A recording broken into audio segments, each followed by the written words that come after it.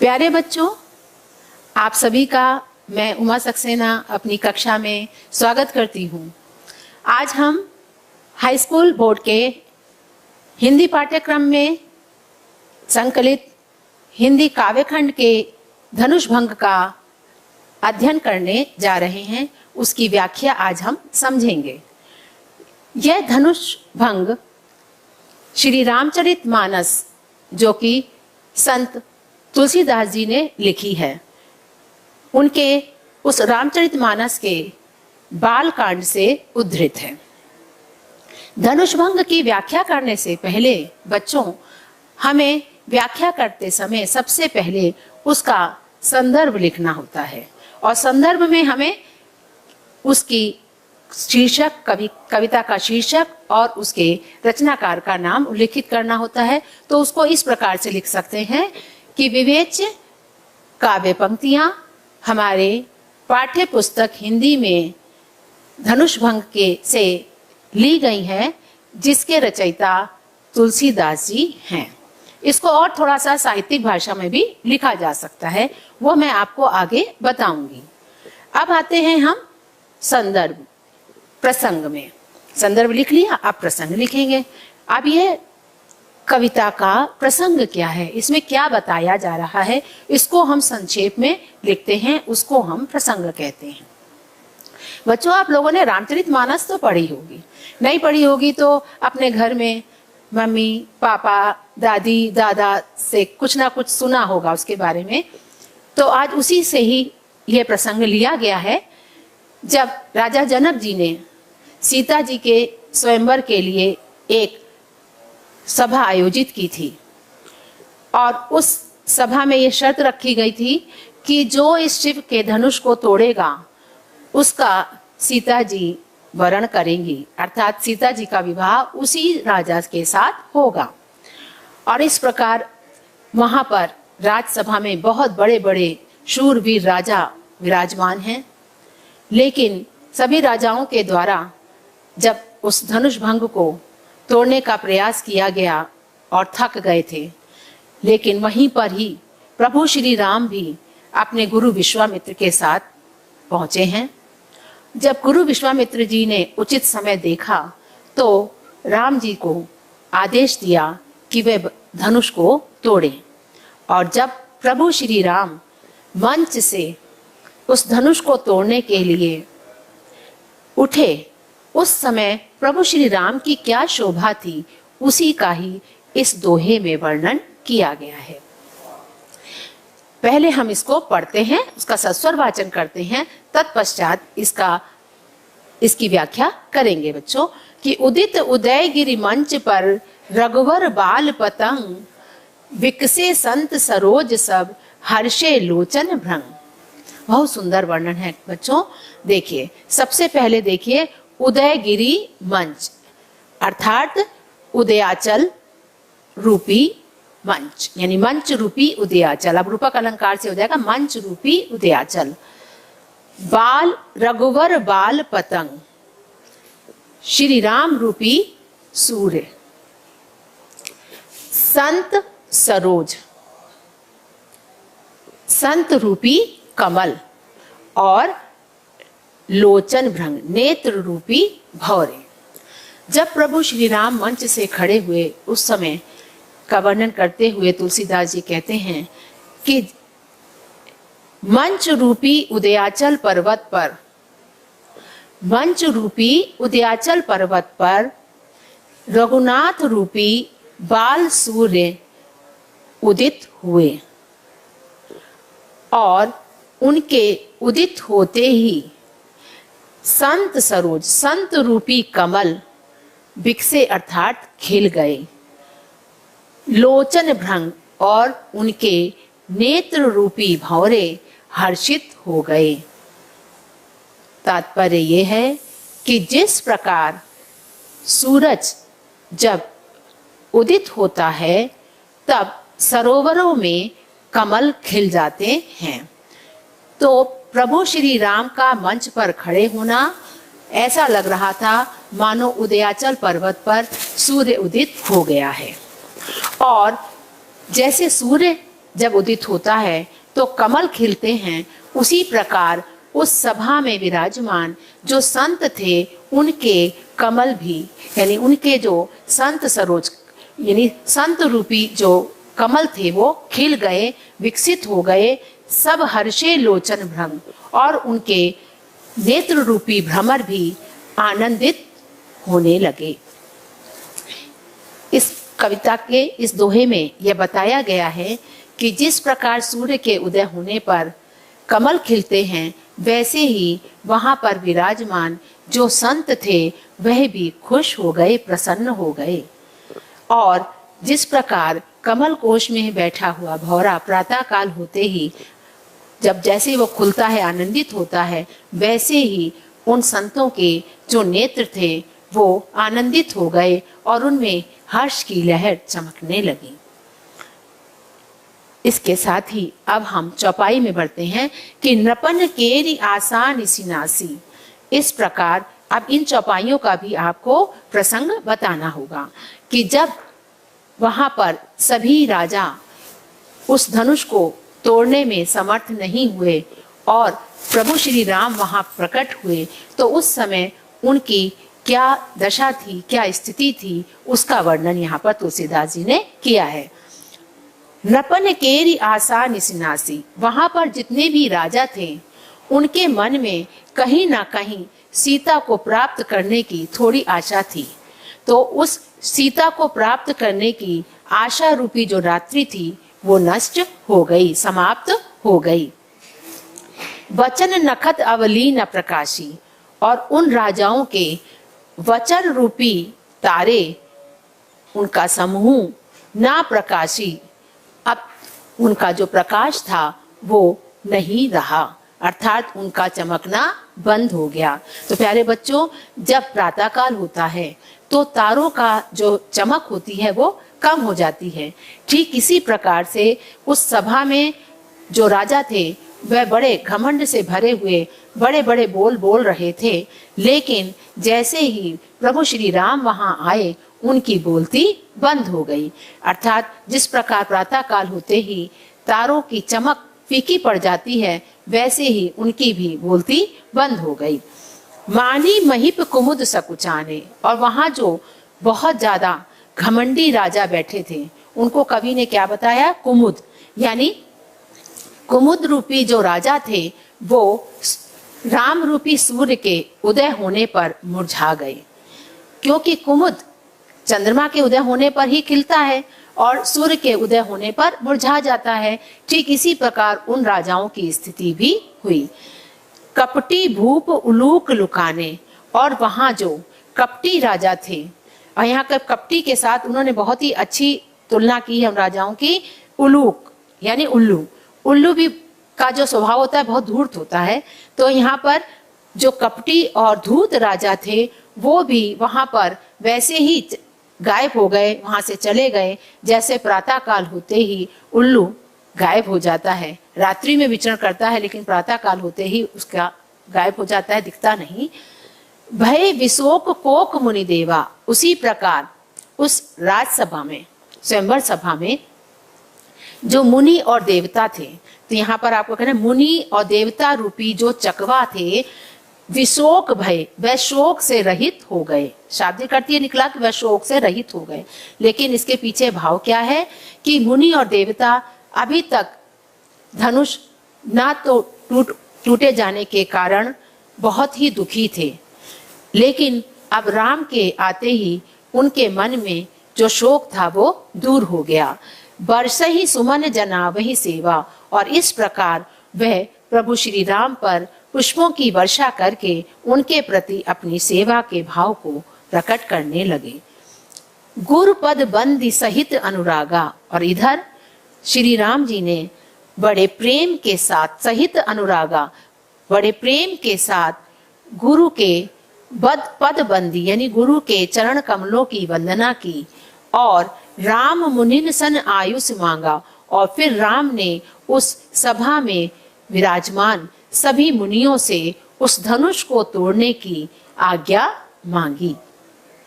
यहाँ पर बच्चों ध्यान देने बात है कि राम का चरित्र तो बड़ा विशाल है। राम बहुत ही गुणवान हैं, लेकिन उसके बाद भी उनकी जो गुरु भक्ति है और अपने बड़ों के प्रति जो आदर का भाव है, इस गुण को जीवन में जरूर आत्मसात करना चाहिए।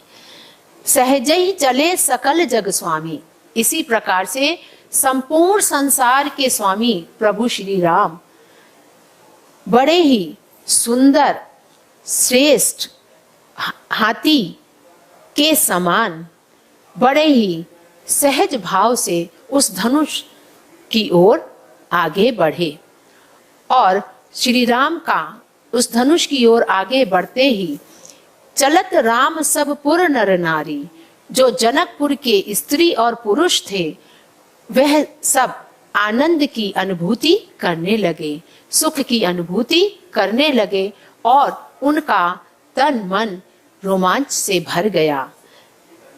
बंदी पितर सुर सुकृत संभारे, और इस प्रकार वह जनकपुर के जो स्त्री और पुरुष थे उन्होंने अपने पितरों की, अपने देवताओं को और सुकृत अपने पुण्य कर्मों को संभारे, मतलब स्मरण किया। पितरों को याद किया, देवताओं को याद किया और अपने जो पुण्य कर्म किए थे उनको स्मरण किया, और मन ही मन यह कहने लगे कि जो कछ पुण्य प्रभाव हमारे, कि जो कुछ भी हमारा, जो भी हमने अच्छे कर्म किए हैं उनका जो भी हमको पुण्य मिलने वाला है उसका के परिणाम स्वरूप हे गणेश गोसाई, हे गणेश भगवान, आप तो शिव धनु मृणाल की नाई तो रही राम। यहाँ पे कर देते हैं कि ये प्रभु श्री राम इस शिव के धनुष को मृणाल अर्थात कमल की नाल के समान सहज ही तोड़ दें। सभी के मन में यह था कि प्रभु श्री राम इस धनुष को तोड़ दें और सीता और राम का संयोग हो जाए। प्रस्तुत चौपाई छंद में कवि ने बड़े ही सहजता से वहां के जनकपुर के नर नारियों के भावों को अभिव्यक्त किया है। अब हम बच्चों इस काव्यगत सौंदर्य को देखेंगे। काव्यगत सौंदर्य में सबसे पहले तुलसीदास जी ने इन दोहा और चौपाइयों में अवधी भाषा का प्रयोग किया है, तो भाषा हो गई अवधी। प्रस्तुत दोहा और चौपाई छंद है, तो छंद में क्या प्रयोग किया गया है? दोहा छंद और चौपाई छंद। इसके पश्चात लिखेंगे कि इसमें कौन सी शब्द शक्ति है। तो इसमें आप देखते हैं कि आपको इसको पढ़ते समय रूपक का आधार लेते हुए अर्थ निकाला आपने, तो अभिधा के साथ साथ लक्षणा का सौंदर्य दर्शनीय है। साथ ही इसमें यहाँ पर प्रभु के प्रति सबके मन में प्रेम भाव है, तो श्रृंगार रस का यहाँ पर दर्शन हो रहा है। तो बच्चों अभी तक आपने दोहा और चौपाई छंद के बारे में पढ़ा। इसके साथ अब हम आपको कैसे व्याख्या लिखी जाती है उसको बड़े संक्षेप में बता दे रहे हैं। आप चाहे तो इसको लिख भी सकते हैं कि प्रस्तुत व्याख्या काव्यांश में माँ भारती के कृपा प्रसाद अपनी विलक्षण प्रतिभा से हिंदी साहित्य जगत को दिव्यता एवं नव्यता प्रदान करने वाले भक्ति काल के रामाश्रयी शाखा के मूर्धन्य कवि गोस्वामी तुलसीदास की लेखनी से निसृत। अब यहाँ पर थोड़ा कठिन शब्द आ गया है, तो आप देखिए लेखनी से निसृत यानी उनके द्वारा रचित रामचरितमानस के बालकांड से अवतरित है। यह हमारी पाठ्य पुस्तक हिंदी के काव्यखंड में धनुष भंग शीर्षक के अंतर्गत संकलित है। फिर प्रसंग आप लिखेंगे। स्वयंवर सभा में जब सभी राजा शिव धनुष को तोड़ने का प्रयास करके थक गए, तब श्री राम गुरु विश्वामित्र की आज्ञा प्राप्त करके धनुष भंग के लिए मंच से उठ खड़े हुए। उस समय उनकी जो शोभा थी उसी का यहाँ वर्णन हुआ है। बच्चों ध्यान देना कि प्रसंग में बहुत संक्षेप में लिखा जाएगा, बहुत बड़ा प्रसंग नहीं लिखा जाएगा। तत्पश्चात काव्य सौष्ठव। काव्य सौष्ठव माने काव्य में जो सौंदर्य है, सबसे पहले भाव शिल्प, यानी इसमें कौन से सुंदर भावों का वर्णन है। स्वयंवर सभा में मंच पर खड़े श्री राम की शोभा का अत्यंत मनोहारी वर्णन किया गया है। कला शिल्प, जिस प्रकार से शिल्पकार अपनी मूर्ति को अपनी कल्पना से सुंदर बनाता है, वैसे ही कवि भी काव्य के सौंदर्य तत्वों का प्रयोग करके अपनी रचना को बहुत सुंदर बना देता है। तो उन काव्य सौंदर्य के तत्वों पर हम दृष्टि डालें। उस दृष्टि से यदि हम इन दोहा और चौपाई छंदों को देखें तो हमें क्या देखने को मिलता है कि यहाँ पर कवि ने अवधी भाषा का प्रयोग किया है और श्रृंगार रस प्रयोग किया गया है। गुण इसमें प्रसाद और माधुर्य है। अलंकार अनुप्रास एवं रूपक है। यहाँ पर रूपक देखा जाए तो प्रमुख है और अनुप्रास गौड़ है। छंद दोहा और चौपाई है और शब्द शक्ति अभिधा तथा लक्षणा है। इस प्रकार से आप व्याख्या को पूर्ण करेंगे। बच्चों, अब हम आगे बढ़ते हैं, आगे के दोहा और चौपाइयों में उनकी व्याख्या करते हैं। सबसे पहले फिर हम अब संदर्भ नहीं लिखेंगे, लेकिन हमको प्रसंग अब आपको फिर से बताना आपको पड़ेगा। राम ही प्रेम समेत लखी सखिन समीप बुलाई, सीता मातु स्नेह बस वचन कहें बिलिखाई।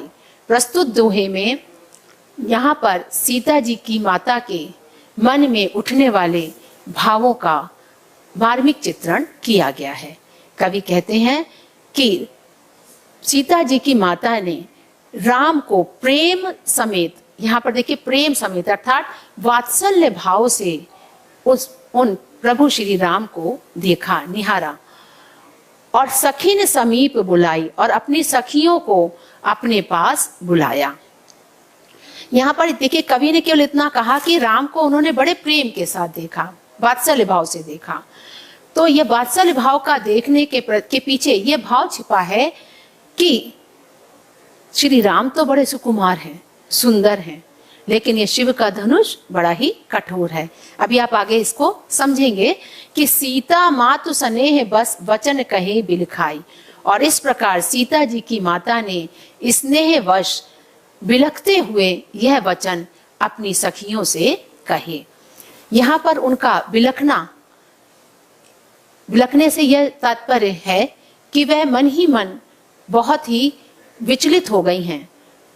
भाव विह्वल हो जाने के कारण उनका मन बहुत ज्यादा विचलित हो गया है। वह अपनी सखियों से कहती हैं और उनकी सखियां उनको बार बार अन्य बहुत सारे उदाहरणों के द्वारा उनको उनकी शंका का निवारण करती हैं। उसी का वर्णन इनमें किया गया है कि सखी कौतुक देख निहारे, हे सखी सभी जो हमारे जेऊ कहावत। पहले यहाँ पर आएंगे, पहले सबसे पहले इसकी हिंदी निकालेंगे कि हे सखी जो हमारे हितैषी कहलाते हैं।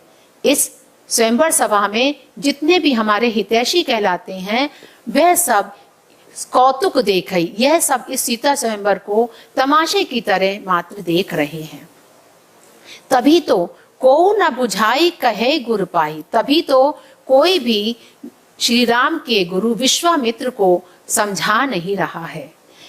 क्योंकि अय बालक असी हट भले नाही, क्योंकि ये जो बालक राम हैं वो तो बड़े ही किशोर हैं, बड़े ही कोमलांगी हैं, इस प्रकार कोमल हैं। इस प्रकार इन बालक के लिए ऐसी हट, ऐसी जिद उचित नहीं जान पड़ती। रावण बाण छुआ नहीं चापा, इस राज सभा में बड़े बड़े शूरवीर बैठे हैं, जहां रावण और बाणासुर जैसे शूरवीर बैठे हैं, छुआ नहीं चापा और वह उस धनुष को छू तक नहीं पाए। हारे सकल भूप करिदापा, और जो घमंड से भरे हुए राजा थे वो भी सब हार गए, उनका घमंड भी चूर हो गया। सो धनु राजकुंवर कर देही, ऐसे उस धनुष को इस राजकुंवर के हाथों में दे दिया गया है। तो भला बताओ कि बाल मराल की मंदर लेही, क्या कोई हंस का बच्चा मंदराचल पर्वत को उठा सकता है? इस प्रकार के अनेकानेक भाव उनके मन में आ रहे थे और उनकी शंका बढ़ती जा रही थी। भूप सयानप सकल सेनानी, और फिर वह राजा जनक को उड़ाना देती हुई कहती हैं कि मुझे तो ऐसा प्रतीत होता है कि भूप सयानप यानी राजा जनक का जो सयानापन है, जो समझदारी है, वो भी लगता है सब समाप्त हो गई है। सखी विधि गति कुछ कहत न जानी, हे सखी सच विधाता की गति को तो कोई जान ही नहीं सकता। बोली चतुर सखी मृदुबानी। इस प्रकार जब माता सीता जी की माता जी बहुत भाव विह्वल हो गई तो उनकी एक चतुर सखी उनसे मधुर वाणी में कहने लगी कि तेजवंत लघु गणीय ना रानी, हे रानी जो तेजस्वी व्यक्ति होते हैं उनके छोटा होने पर भी उनको छोटा नहीं मानना चाहिए। कह कुंभज कह सिंधु अपारा, कहा तो घड़े में से उत्पन्न होने वाले अगस्त ऋषि जो कि बहुत छोटे हैं, और उन्होंने सिंधु अपारा और उन्होंने विशाल सागर को सोख लिया था। तो दोनों में साम्य नहीं था, लेकिन उन्होंने ऐसा किया और जिसके कारण सुजसी सकल संसारा, उनका जो यश था वो सारे संसार में व्याप्त हो गया। इस प्रकार सीता जी की माता की जो सखियां हैं उनको अनेक दृष्टांतों के माध्यम से यह विश्वास दिलाना चाहती हैं कि राम भी सामर्थ्यवान है, और इस प्रकार उनकी शंका का बराबर निवारण करने का प्रयास कर रही हैं। इसी प्रकार सखियां अब दूसरे उदाहरण द्वारा उनको समझाती हैं कि रवि मंडल देखत लघु लागा। यद्यपि सूरज का जो घेरा होता है वो बहुत ही छोटा होता है, लेकिन उस सूरज का जो छोटा घेरा जो है वो त्रिभुवन तम भागा, जैसे ही वह सूरज उदित होता है वह तीनों लोकों के अंधकार को भगा देता है। अर्थात जैसे ही सूरज उदित होता है वैसे ही संसार का अंधकार समाप्त हो जाता है। तो बच्चों, आज आपने इन दोहा और चौपाइयों की व्याख्या पढ़ी, लेकिन इनको पढ़ने से पहले आप इसके जो कठिन शब्द हैं वो जरूर याद कर लीजिएगा। यदि आपको कठिन शब्दों के अर्थ आते होंगे तो वाक्य विन्यास करने में कठिनाई नहीं आएगी, क्योंकि व्याख्या का तात्पर्य यही है कि कवि ने जो अनुभूत किया वो उसने लिखा। अब हम उस कविता को पढ़कर जो अनुभव कर रहे हैं उसको अपनी भाषा में हम कैसे लिखें, यही व्याख्या है। तो आपने पढ़ा आपने कभी बार देखा होगा कि आप भी व्याख्या लिखते हैं तो कभी कभी ऐसे ऐसे शब्द आपके पास होते हैं कि आप जो व्याख्या लिखते हैं आपको कभी कल्पना भी नहीं करते होंगे कि ऐसा सुंदर व्याख्या हम लिख सकते हैं। क्यों? क्योंकि आपके पास कवि ने जो अनुभूत किया उसको आपने वैसे ही अनुभव किया और उसको अपनी मौलिक भाषा में लिख दिया। इसलिए कविता की किसी भी कविता की व्याख्या करते समय हमें उसका काठिन्य निवारण करना बहुत जरूरी है। कभी भी चाहे आप काव्य पढ़ें, गद्य पढ़ें, सबसे पहले आपको उन कठिन शब्दों का ही याद करना होगा। यदि आप कठिन शब्द पढ़ लेंगे, उनको याद कर लेंगे, उनका अर्थ याद कर लेंगे, तो आपको व्याख्या करने में बड़ा ही सरलता होगी। इसके साथ ही बच्चों, अभी आपने इसका जो काव्यगत सौंदर्य है वो हमने अभी पूर्ण नहीं किया। अब देखिए, यहाँ पर सीता जी की माता जी के मन में जो अंतर्द्वंद है उसको कवि ने बहुत ही सहजता से व्यक्त कर दिया, क्योंकि ऐसा सत्य है कि जब हम किसी को बहुत चाहते हैं, बहुत हमारा प्रिय होता है, तो उसके लिए मन में अनेक शंकाएं उठ जाती हैं। तो वही भाव यहाँ पर सीता जी की माता के मन में भी उठ रहे हैं। तो यहाँ पर भाव शिल्प में उनके अंतर्द्वंद का वर्णन किया गया है। कला पक्ष के अंतर्गत यह दोहा और चौपाई छंद, जैसा मैं पहले भी बता चुकी हूँ, यह अवधी भाषा में लिखे गए हैं। तुलसीदास जी ने श्री रामचरितमानस में अवधी भाषा का प्रयोग किया है, इसलिए समस्त छंद, समस्त दोहा और चौपाइयाँ जो आपने अभी तक पढ़ी हैं सब अवधी भाषा में रचित हैं। अब आते हैं रस। यहाँ पर श्रृंगार रस का वर्णन है, क्योंकि सीता जी की माता का श्री राम के प्रति वात्सल्य भाव है। वह उनका राम के प्रति जो वात्सल्य भाव है उसी के कारण वो भाव विह्वल हो रही हैं। शब्द शक्ति, शब्द शक्ति यहाँ पर आप जैसे ही पढ़ते हैं वैसे ही आपको उन शब्दों का अर्थ समझ में आता है, तब वहाँ पर अभिधा शक्ति है। तो यहाँ पूरे अनुच्छेद में अभिधा शक्ति तो है, लेकिन यहाँ पर देखिए तेजवंत लघु गणीय नरानी, इसमें लक्षणों का दर्शन हो रहा है।